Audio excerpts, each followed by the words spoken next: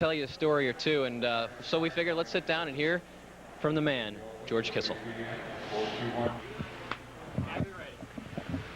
We're with a guy who's been in this Cardinal dugout for 60 years, George Kissel. George, you know, every time we hear Cardinal stories, they always come back to you. There's always, Stan Musial got help from George Kissel. Mark McGuire got help from George Kissel.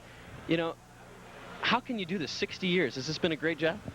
Well, I'm enjoying it, and it keeps you young because I've been dealing with youth all the years. And I dealt with youth up till 68, and when Red had me as a third base coach, I've been up here practically most of the time since.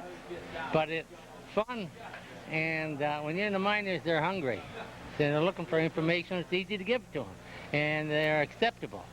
And that's what makes it fun. Wearing the birds on the bat, what does that mean? Well, I signed in 40 with the birds on my bat, and it's maybe next year the birds will be taken off. I don't know yet. As long as I got my health and stuff, and I can deal with youth, and I'm not senile now of all these years, I'll try to maybe another year.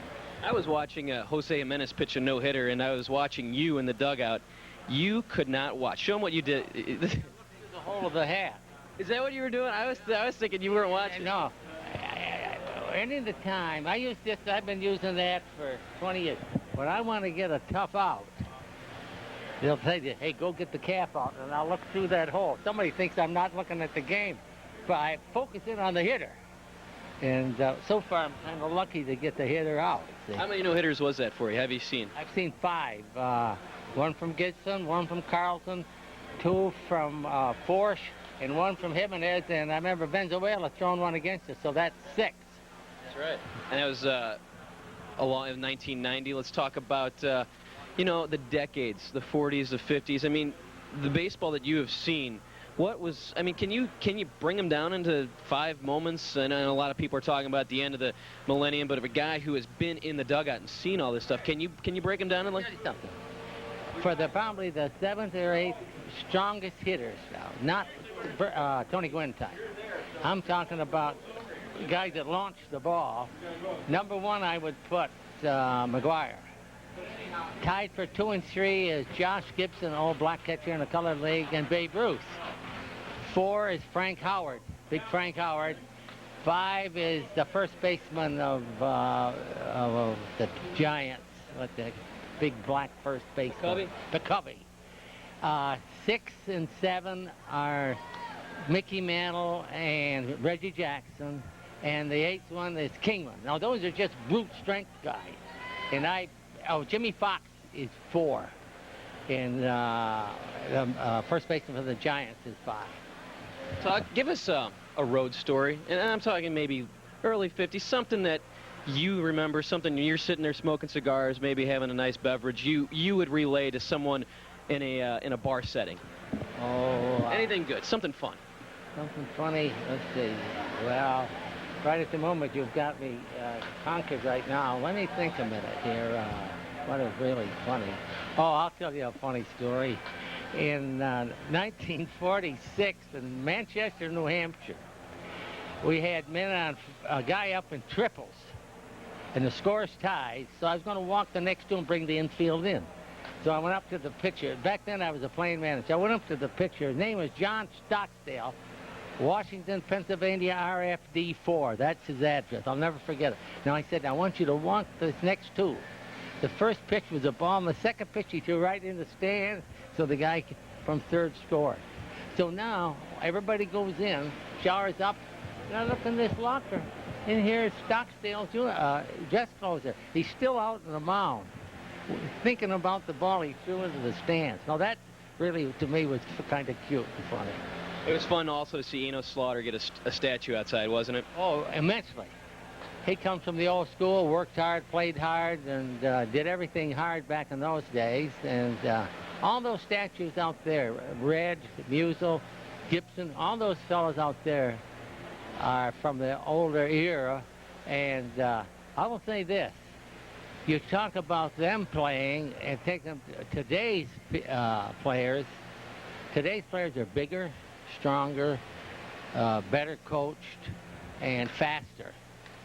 And they're because they have coaching coaches, and they have exercise, weight rooms, and all that. And that's what I find that you'll find today. They have all that stuff, plus the 8th to 9th inning, you have specialists that come in like setup men and the closers. Back then, Robin Roberts pitched the same old game, 10 to 9, 10 to 8. They pitched all the way through. If you want to take them out, they'd say to you, look, the guy you're bringing in, I'm better than they are tired. So that's why we got so many more complete games than they do like that. You think these guys could go more innings, or are they conditioned just to go the 5 to 6 innings? Well, I think the reason that they have the pitching staff usually set up like that, this way everybody gets some work. Usually pitch 7 innings, then you bring in a guy 8th and 9th, or sometimes they run out of gas in the 6th and you bring in another guy in 7th and 8th. But the whole pitching staff as a whole gets more work than they used to. Because before, one guy went till he was out of gas and they brought the 7th and 8th starter in and tried to save it.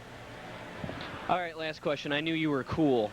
I mean, I've heard all the stories about you, but I knew that you were cool when Ric Flair came to town, and you were the first guy out there to go hug him and give him a handshake. I mean, you're a big wrestling fan, or no, just a Ric Flair fan? Why I like Ric Flair, I thought he was a much huger man. I thought, they said, that's Ric Flair. I said, I'm going up and hung that guy. Heck, he was just about 3 or 4 inches taller than I was. Most wrestlers I see are 6'7", 250, 270, 290. I said, I'm going to have a ball signed by you, because I watched you wrestle the last 15 years, and he's a good guy. Sure. He's a good guy. And I said, I like good guys. The bad guys, I never forget about wrestling. When I was 19 years old, playing in Hamilton, Ontario, we got rained out in Buffalo, and we went over to Hamilton that night, and they had a wrestling match, and I went into my shoes were, the cleat was loose, and I said to the guy, I got to go into wrestling after I see this first match, and get my shoe and take it down to the shoe man the next day. I went out there, and there was one good guy. I never saw wrestling before. One good guy and a bad guy. They were throwing in by each other. And this lady, I'll never forget, had a peanut bag full of sand. And when this one wrestler stuck his head, the guy out there, she took that peanut bag and whack-o on top of his head. And I said, my Lord, is this what wrestling comes? Then the guy got up and knocked the other guy down, and then the bell rang, and that was their match. So now I go inside, and lo and behold, they're sitting like you and I, lighting a cigarette from one another, and the one guy says, I win tonight, and you win tomorrow. So that took all the wrestling things away from me. You could take Ric Flair, right? Oh, I like Ric Flair. He's a good guy. I like him. George, we thank you for all your service for the Cardinals. It's been great to watch you, and if this is the last year, if 60 years were great, weren't they? Very much. Thank you, George Kissel on Sports Talk Weekly. They brought out the vat of chili once again. Chili dogs for Jeff Sternman. Exciting, huh? Oh, man. I like chili. I like dogs. I like chili dogs. You know who else likes them dogs? Is that Kevin Cloninger, our fine cameraman tonight. Look, well, he's doing a hell of a job, isn't he? Yeah. You know, he is one of our more vocal cameramen. He'll come. Yeah, he's a whiner. He's kind of a whiner. Yes. He does whine, and after interviews, he's like, oh, I wouldn't ask that either. I don't know about that. So I get critiqued, so it's like I'm LaRusso doing an interview. Yeah, really. You get to see what it's like on the other end of the equation. Yeah, Kevin kind of gets a little edge to him, but that's all right because, you know, a little creative friction.